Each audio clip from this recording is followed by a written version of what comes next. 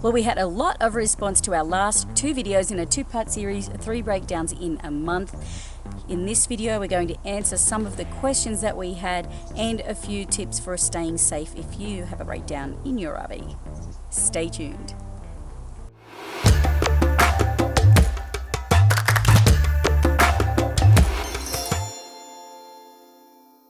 Based on the response to our breakdown videos, we figure either people really like seeing when stuff goes wrong, or on the other hand, you like knowing that you're not alone and that it's just part and parcel of the RV lifestyle, and seeing that this happens to just about everyone, especially when you've done a lot of miles and when you're full-timers like us.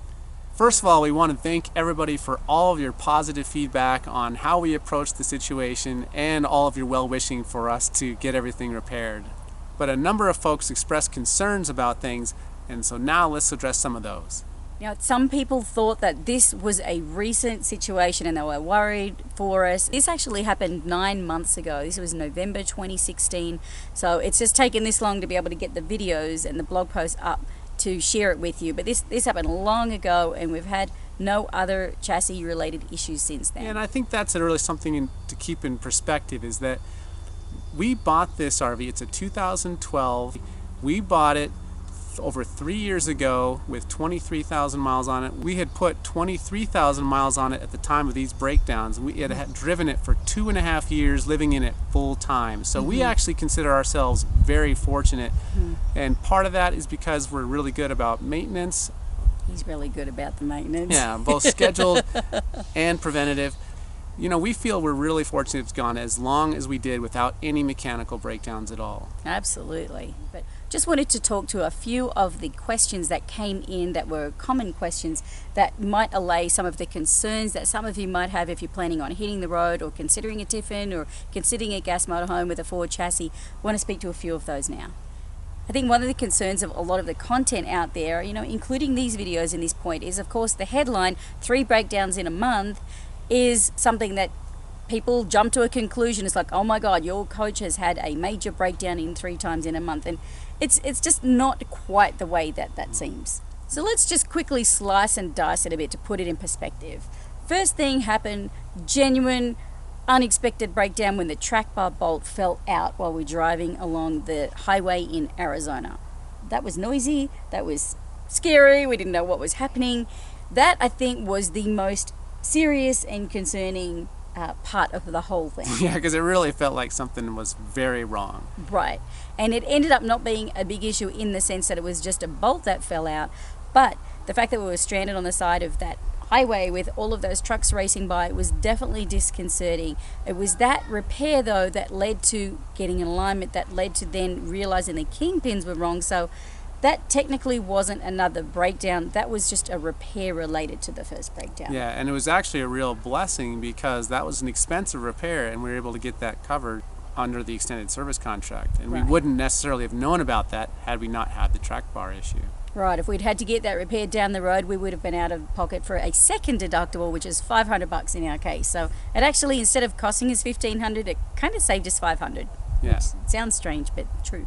And then having the kingpin repair, it was an extensive repair and was in the shop for a whole week. And being in the shop for a week without being plugged in is what ended up killing the batteries.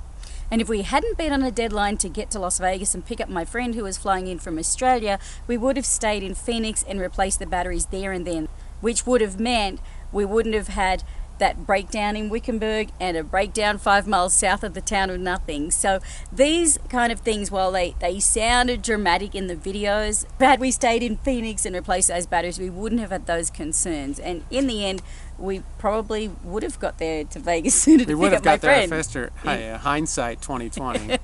So let's talk to a few of the fears that this kind of brought up for a few people, because that was definitely not our intention with the video, was to make anyone scared to buy an RV or to hit the road or to go full time or anything like that. It was more, I think, showing the reality of RV life and what can happen, and when it's happening, how you can deal with that.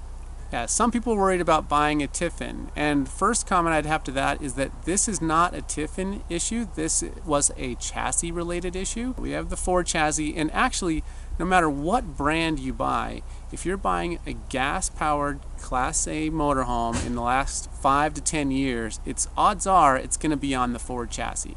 And remember, we've owned this motorhome now for more than 3 years and 2.5 at the time of the video, and we'd had no other issues up to that point. One of the other things that came up around this, of course, was safety. Mark pulled off on the side of the road as soon as he could, that first repair when we had that awful clanging sound underneath the motorhome. There was a shoulder that was big enough for us, but it was just barely big enough for us, and the traffic was moving at a very high speed in that area. Definitely was a bit dangerous. You could feel the coach shaking. It's funny because we carry safety cones. Even though we have these, we forgot to put them out. That was the stress of the situation, yeah, and that happens. So remember you have them, and I would recommend not just having safety cones, but I would also recommend having some flares so that you could put them out if you were stranded at nighttime. Yeah, one of our followers was a 37-year police dispatcher and had some great insight on that, in that if you're in a situation that's that close to the road with high-speed traffic, it's a good idea to call local law enforcement, and they might be able to send someone out and help protect you by putting a vehicle out behind you with emergency lights to help direct traffic around you, and then keep a distance from your vehicle because accidents can still happen. Of course, it all worked out okay, and thanks to our friend Rusty, who came along and used his emergency lights to get us to the dealership. But these are things that, we've learned through this experience, and in hindsight, we could have done differently. But next time it happens, if it happens, when it happens to us or to you, we can have perhaps a checklist of things to do to be able to handle the situation. One other thing we forgot to mention in that video was the sumo spring. So you would have seen in that first video that one of the 2 sumo springs at the front of the RV was kind of skewed crooked, and the other one was still standing straight. So after they put the bolt back in the track bar, the sumo spring did straighten back up again. It's a little bit on an angle, it's not 100% straight, but it's still doing what it's supposed to do, which is helping reduce the body roll and help the suspension drive a lot better. So it was definitely an inconvenient month because Mark still had his job then and was trying to work, and work was particularly intense at that time. So it was the inconvenience that was actually the biggest factor for us. Yeah, I agree. The inconvenience was certainly the biggest part of this. Being in and out of the RV and in and out of hotels was being stranded on the side of the road. Being stranded on the side of the road is definitely a huge inconvenience. But sometimes things just happen that you can't necessarily predict, like that bolt falling out of the track bar. And that's where things like having roadside assistance to come and help you. I know they weren't necessarily great in the first part of video number 1. We did end up with roadside assistance thanks to Rusty. So that definitely was very helpful. That was covered by roadside assistance, and of course the extended service contract, which also it helps limit the amount of out-of-pocket expenses and helped reduce the stress. So aside from everything else that was going on, we weren't sitting there stressing, oh my gosh, how much is this going to cost us? We felt pretty confident that repairs should be capped at our deductible, and then fingers crossed that things are going to be covered. They're not always covered by extended service contract, but a lot of things are, especially if you have a good one. Right, so like anything in life, you can put things in place to help reduce risk and to help reduce some of the issues that you're likely to experience, or if they do happen, you've got backup plans to get you out of a jam. So let's share a few tips on help you deal with repairs and breakdowns safely and with lower stress. Stay calm. The calmer you are, the more effective you're going to be in trying to think of a solution for the challenge. And it helps reduce the stress and drama that can come from if you're spinning out of control. Get some orange safety cones and put them around your vehicle for safety. And consider some flares in case it happens at night. Call roadside assistance, but also try and figure out some of the other solutions on your own, because it might be quite a long time before roadside assistance can help, if they are able to help at all. Stay positive, upbeat, and keep your sense of humor. Breakdowns are inevitable. There's no point stressing yourself out more than you need to. You will be able to find the humor in a situation later, and it'll make for a great campfire stories. Be sure to have enough water on board to get you through 24 to 48 hours of sparing use of water. Don't necessarily carry a full tank of water because that's going to be a lot of weight. Remember, this is all part of the journey.